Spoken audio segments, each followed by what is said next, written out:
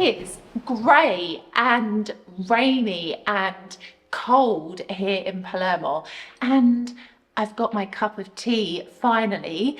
And I was like, this is the perfect moment for me to record this. This is probably going to be the last video I film in November. And it's that time of year, isn't it, when we get a little bit reflective about the year that's passed. Essentially today though, I want to talk about some of the mistakes that I have made here in Italy.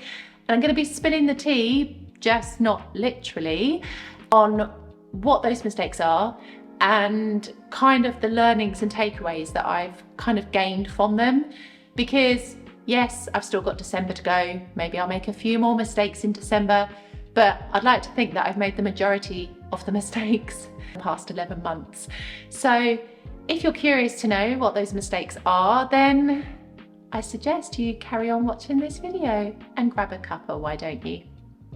And don't forget to subscribe. I feel like I always forget to ask this, but if you are not yet subscribed to my channel, I would absolutely love your support. My intention is to grow this channel as much as I can in the coming year. So with that, I need the help of you wonderful people to make this happen. So if you are not yet subscribed, please do so. Okay, mistake number one. I've been working way too much. And this is a blessing and a curse, because I understand how hard work gets you to where you want to go in life. I look at all the things that I've achieved up to now, and I didn't achieve those by laying around doing nothing. I achieved them because I worked hard, except sometimes you can work too hard, and sometimes you can push yourself to the point where you are not living your life anymore. And this year I have definitely done more of that. And I think for me, I'm a huge perfectionist. I'm a Virgo. This is like a little bit in my nature and character, I think. But also because when I have a passion and a dream to want to do something, I want to make it happen. I'm not one of those people that can sit on a dream for many years without taking any kind of action. I'm the kind of person who's like, okay, I want to do this. How do I go about doing it? Go, go, go. This is me. And so, you know, a lot of the things that I've been thinking about this year, I've kind of put into reality because I've been working so hard. But I also work full time, and I have a job as well as what I do with my content creation.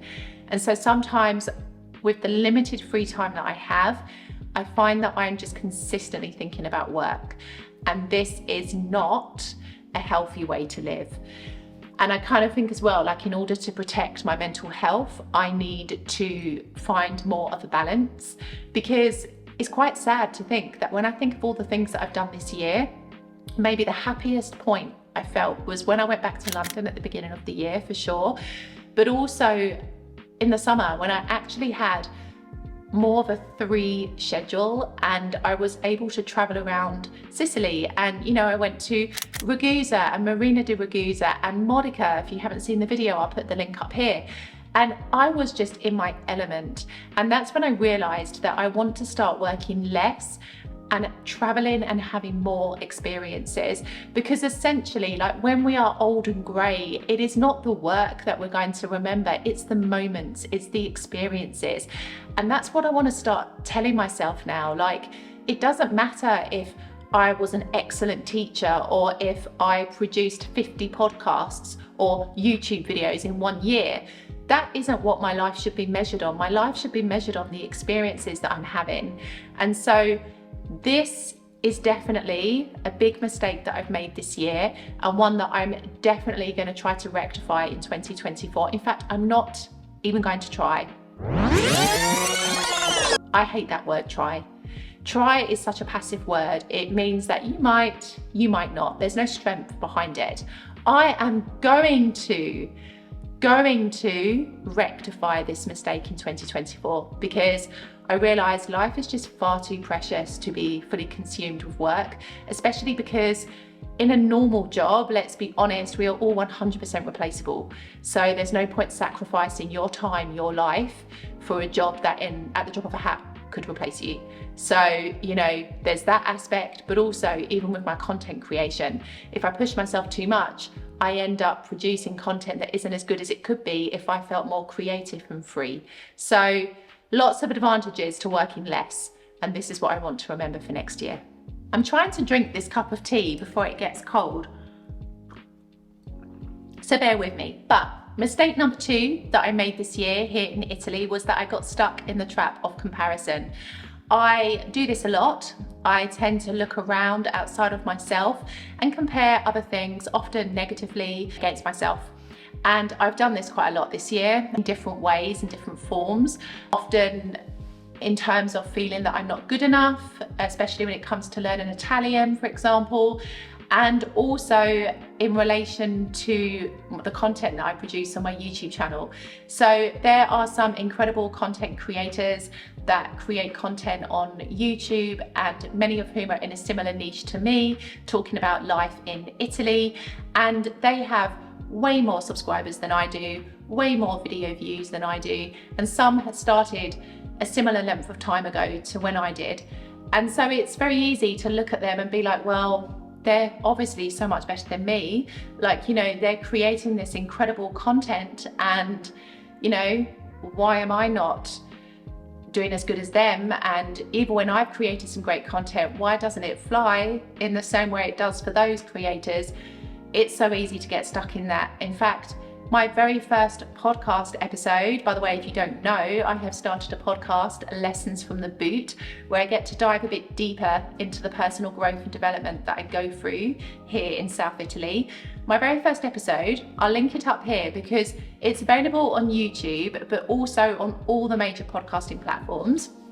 My very first episode, which is about comparison and how I've learned to redefine what comparison actually means and how it can actually help you rather than be a hindrance. So go listen to that if you can resonate with what I'm talking about now. Essentially, I have really become stuck in the comparison trap this year. And I realized that at times it's really detrimental to myself and to like the content I'm producing and the vision that I have for my life, because we get stuck looking out there to the point where we forget what it is that lights us up and what it is we have actually created. And when you do that, you completely lose sight of where you're going and you just become consumed by what's going on around you. So I've definitely learned to, I don't know, start to look at comparison in a different way. But this has definitely been a mistake I've made this year. I've spent too long looking around me, understanding what others are doing, trying to understand how I can improve, rather than just listening into myself and seeing what I have created and what you, my wonderful audience, actually really enjoy about my content. Also, even when it comes to learning Italian, this is something where, you know, learning a language should never be a comparison game. No two people's lives are the same, no two people's experiences or learning styles are the same. And so the biggest mistake I've made this year is I've watched plenty of YouTube videos about people who learn a language in like 6 weeks, 8 weeks.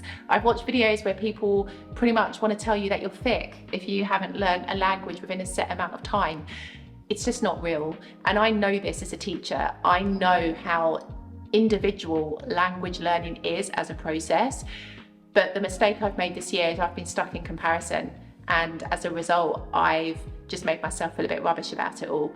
So comparison, mistake number 2 of 2023, not to be repeated in 2024. Okay, mistake number 3 from 2023 has been that I have really tried to figure people out too much, to the point where I realised that you just can't do it.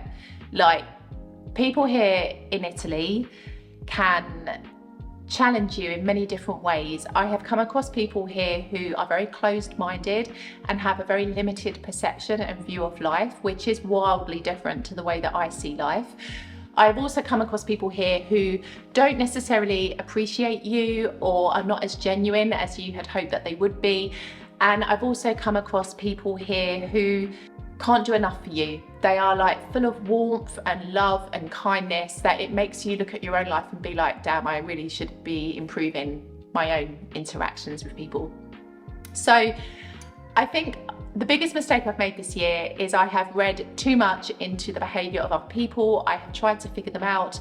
Listen, even psychologists and psychiatrists sometimes cannot even fully explain away people's behaviour. So I don't know what makes me think that I can do it myself. People are complicated and people respond and react to different situations, have different programming, different upbringings. yeah, there's a lot that goes into making a person. And so I figure that you just cannot waste time trying to understand why people do the things they do. And also just not take things personally. This is such a big thing for me. I take everything personally, and I need to stop this because it's not a healthy way to be. And it all ties into trying to figure people out. Like, you know, every action, every comment, every form of behavior, I often take personally, or I make it mean that it's like an attack on myself. For example, I said I'd spill the tea on my Instagram yesterday. I have a fellow content creator in a similar niche to me who has just basically started to replicate an idea that I had, which I talked about maybe a month or so ago, and are now starting to do videos based on the very, very same topic that I was talking about. And I was like, my goodness, but why cannot people be original? Why can't people collaborate rather than imitate? And then I was like, but it doesn't matter at the end of the day. Like, I'm never going to understand why this creator has decided to do this. I'm never going to understand why people behave the way that they do. All I've got to do is just focus on myself. And I'm never going to be able to figure it all out. So I might as well just do what I'm doing, because we're all so different that even if somebody decides to do the same thing as you, their approach is going to be very different to the way that you're going to do it. And so I think it's really interesting. People are very interesting, right? The amount of comments that I've read on this YouTube channel from people who, gosh, can be very hurtful in their remarks about my videos, whether it's the audio on some of my earlier videos, which was really terrible, I agree with you, but hey ho, we begin somewhere, right? Nobody starts their YouTube channel and has a perfect video. But also, like, if I share the raw, real reality of life in Italy, sometimes that brings out people who can't quite understand why I wouldn't just show pictures of spritzes and beaches. And also people who perhaps don't really understand the real nature of my channel, because yes, I'm a British person living in Italy, but it doesn't mean that I'm not allowed to have an opinion about this country. It doesn't mean that I can't sometimes make a little comparison here and there. Don't worry, I fully understand where I am and I embrace it, and I'm still here. So clearly that says a lot more than anything else that I might talk about on this channel. But essentially, you've just got not to take things personally, and that's a huge lesson that I'm still learning. And essentially a big mistake that I need to avoid in 2024 is to continue to try to figure people out. It's not possible, it's time consuming, and the only person that you really need to figure yourself out is you. Don't waste time trying to look at other people, because you can't fix them. It's not possible.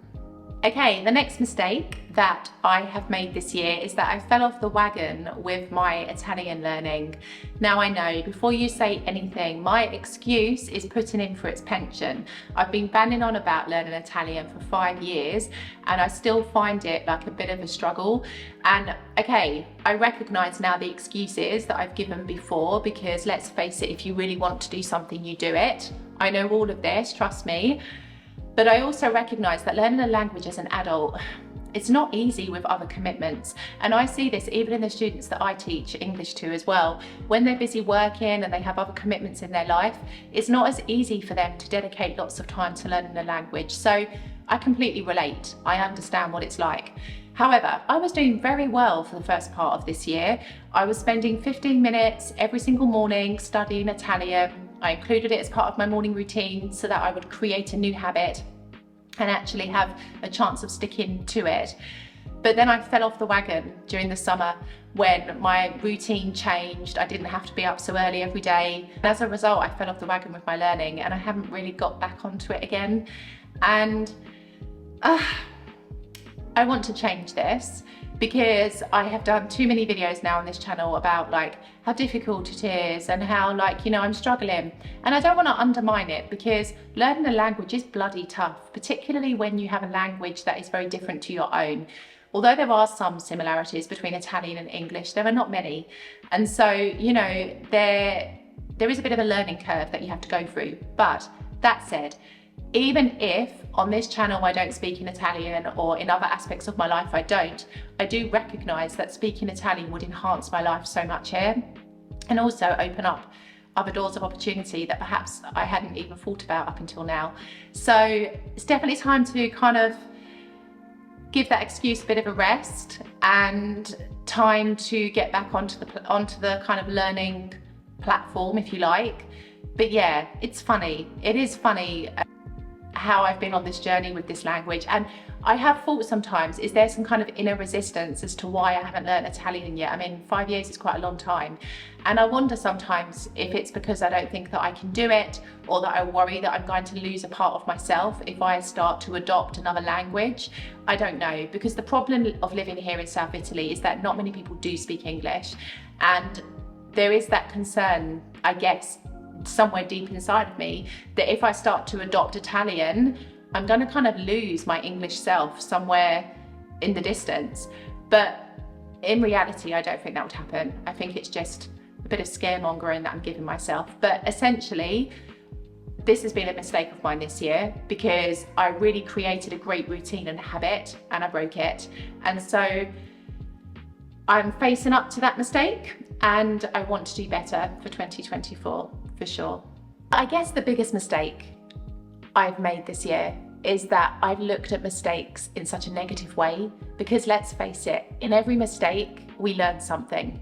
And, you know, even though I've compared myself too much this year, I've worked myself to the bone, I've fallen off the language learning wagon, I've tried to figure people out unsuccessfully, I've learned so much along the way. And at the end of December, I will be doing my annual lesson catch up of all the things that 2023 has taught me here in Italy. But essentially, it's really important to remember that, like, mistakes, as much as they are not a great moment in our life, we always take something from them if we look hard enough. So I guess I'll see you in the next video then.